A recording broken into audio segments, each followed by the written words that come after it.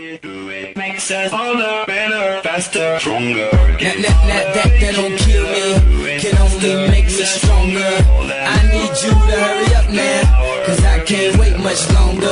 I know I got to be right now, cause I can't get much stronger. Welcome to THS TV Sports Update with Coach Ross. I'm Michael Trahan, along here with Coach Ross, and he's going to talk to us about the last Friday night's game against Homewood. So, Coach, what were some of the strengths and weaknesses that you saw in Friday night's game? Proud of our defense. Our defense played well. Considering the circumstance they were in, we put them in some bad field position. They were backed up most of the night, and I thought they played well. If you take away the block punt, which gave Homewood an easy score, and us fumbling a punt, which gave them an easy score, our defense really held Homewood to probably 14 points, and that's all you can ask for. Probably some weaknesses. I was disappointed in the offense, and that falls on me. I am the offense coordinator, and for whatever reason, we struggled to handle their slanting defensive line up front. That was a problem all night, and we never could really get a rhythm and get our offense going. And who stood out with you in the game? Like, who was your MVP? Probably offensively, you know, Avery Hale had another great game. I think he had 4 or 5 catches for close to 100 yards, had a big touchdown pass, completion in there in the second quarter. You know, Demetrius Alexander came in real late in the game, had a real long run, which was good. And like I said a while ago, the defense. I know Terry Carter played well and some other guys, but overall, I think the defense was our MVP Friday night. All right. When we ran our hurry-up offense, we were able to methodically march the ball down the field.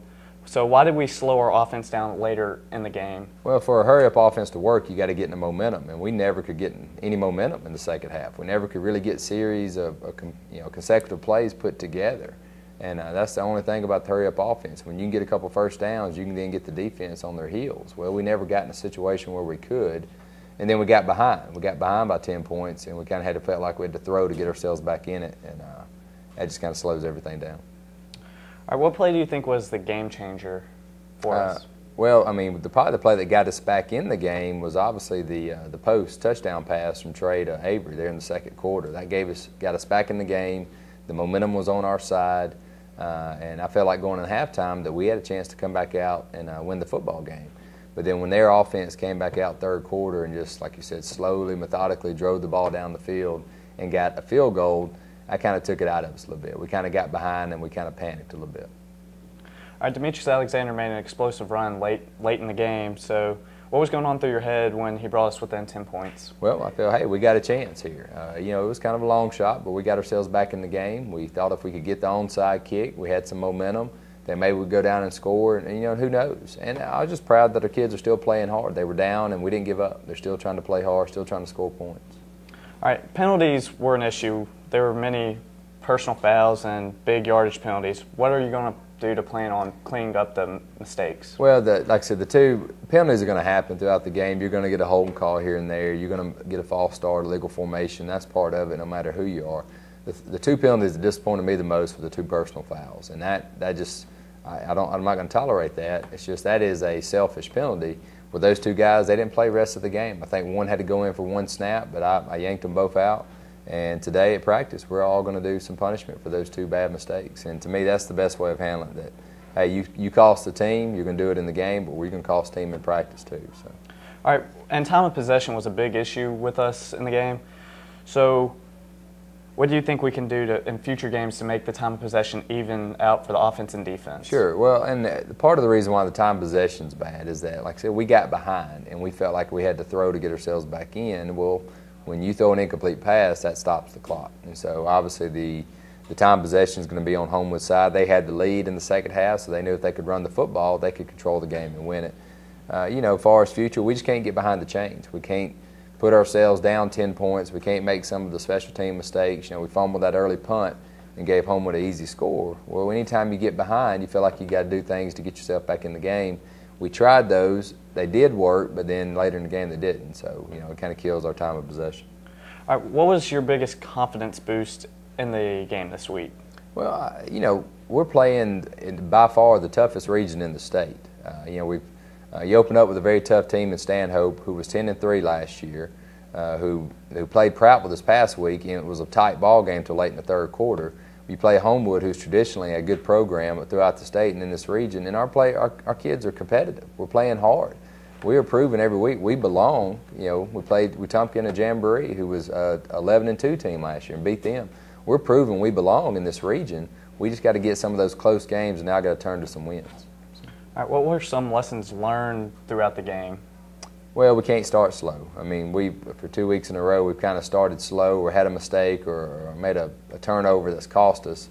And, you know, we've got to hold on to the football early on, because when we get behind, like I said, it kind of messes up our offensive game plan. But, you know, in a positive way, our kids are going to fight. You know, I mean, that is a good lesson. Our kids aren't going to give up. They're going to keep playing to the end of the whistle to try to get themselves back in the game. All right, who were some of the standout coaches from our staff this year? Well, I mean, you know, I don't know if any one of them stands out. They all do a great job. You know, I don't know if the average person or fan understands the amount of time a coach puts in to a ball game. You know, we're staying up here on Friday nights late till 2 or 3 o'clock in the morning watching film. They're up here Sundays at 1. Sometimes we don't go home to 8 o'clock on Sunday night. We stay up here after practice and, you know, staff meetings. There's a lot of time that goes into being coaches, and I just appreciate it. You know, I mean, that's a lot of time away from their families, and you know, I'm really proud of that. Really just appreciative of the guys that work under me and have done a good job this year. So. All right, obviously every team needs a big confidence boost with a player. Who do you think is standing out as the biggest team leader?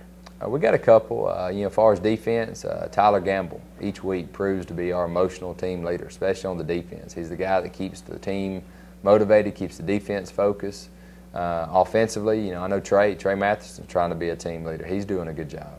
And those two guys are probably really standing out as our 2 team captains of the year, and I've been real proud of both of them this year.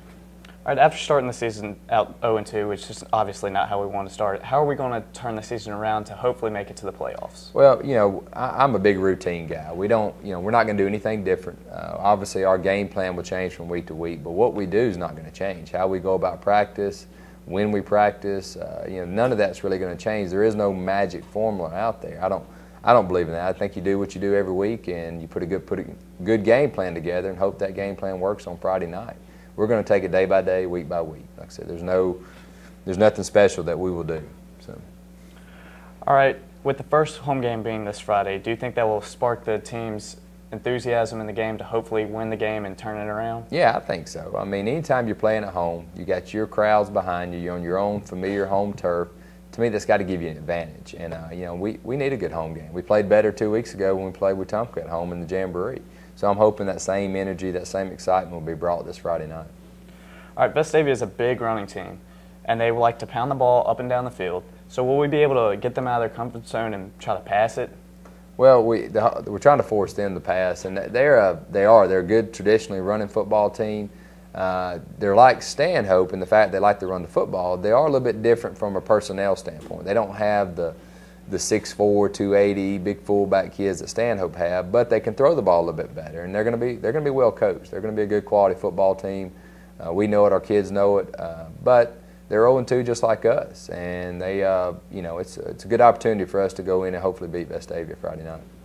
All right, even with the 2 losses, are you pleased with the fans for staying behind the team, and do you think that helps them to keep on playing and staying motivated? Absolutely. I couldn't ask for anything better. The support has been tremendous this year, and I mean that. They hadn't given up. They hadn't given up on the kids. You know, and there's still positive things being said, and I just asked them, like I said, taking this job, we knew this was going to be a rebuilding deal, and then we knew that this year we thought we could do some positive things, and I'm not giving up on this year. I still think we're going to be a good football team for this year's over with, and hopefully it starts this Friday night, but I couldn't ask for more support from fans. All right, what's on your mind as we head into Friday night's game, being the first home game? Well, we just need a win. You know, there's a lot that goes on my mind on a game day or going into a game, but you just want to see how the kids respond. You put a lot of time and a lot of effort into practice, organizing practice schedules. You try to show them all the different looks they're going to see on a Friday night, and you just hope that the kids will respond to whatever's thrown to them on Friday night, that they're going to play. I mean, that's the joys of coaching, is that you put a lot of time in with young men, and you want to see those young men succeed on Friday night. All right, what do you consider as like keys to winning the game on Friday night? If you had to pick 3 to 5 things, what would be your top picks? We got to start quick. I mean, we can't turn the ball over. Like I said, 2 weeks in a row, we've either thrown an interception first play of the game or we fumbled a punt, and then within the first series of the game to give the other team either an easy score or set them up for an easy score. That can't happen. We've got to play a little bit better on special teams. 2 weeks in a row, we've had a punt blocked.